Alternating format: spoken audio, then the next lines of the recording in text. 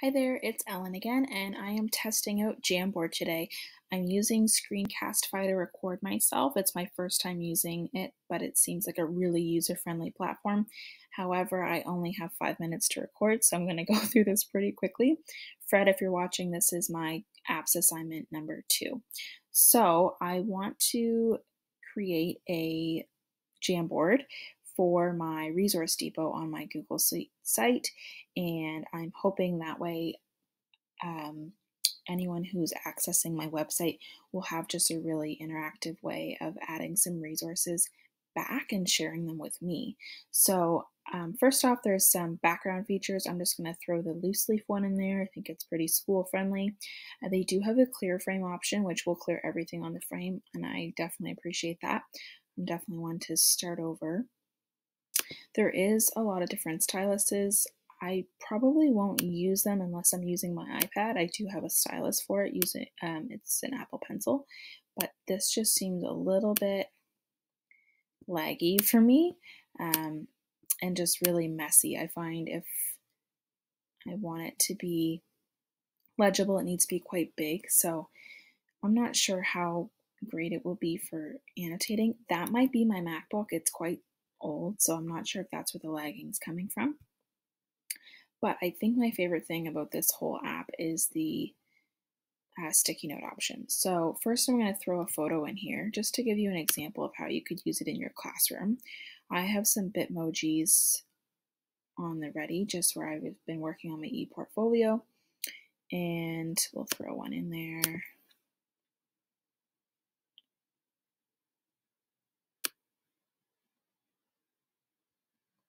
So if I was a classroom teacher, I could easily use the marker to draw it, but I could also just type it out and say my favorite animal is an elephant. What's yours?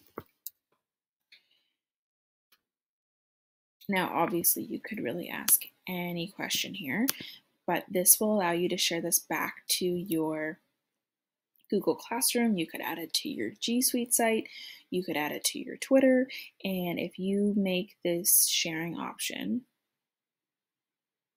public, if you copy the link and say that anyone with the link can have that access, then they can go in and they can add their own sticky note. So, Susie Q can come on and say, I love golden retrievers. I have one named Sam. So I think what's really neat about this is where we're very uncertain about what classrooms might look like in September. This is a really interactive way. Oh, it was Susie, wasn't it? An interactive way as a class to kind of put all our thoughts in one place. Maybe it's a brainstorm, maybe it's a sharing opportunity about how they're feeling like school is going so far, how their summer was, or something that they're really nervous about. It's just a really user-friendly option, and I love that there's an image feature. There's also the Google image search in there, which is just really nice for students, I think, rather than copying and pasting.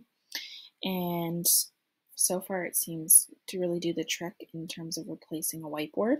In terms of Screencastify, I've pinned it to my Google Chrome up there. I don't want to press it because it will ask me to stop. But once it's stopped at the 5-minute mark, it allows me to upload that to lots of different platforms. It already kind of prompted me to upload one to Google Classroom, which I thought was really excellent that that's built right in there, and to YouTube. So it's super easy for anyone that's using it and wanting to share these with other people in terms of tutorials or whatnot. And it seems to really do the trick. You can also embed your own video. So I could easily put myself down here in the corner and kind of talk you through it if it wasn't 2 a.m. and I wasn't in my pajamas. So thank you for listening, and I hope you test out Jamboard and Screencastify for yourself. All right, take care.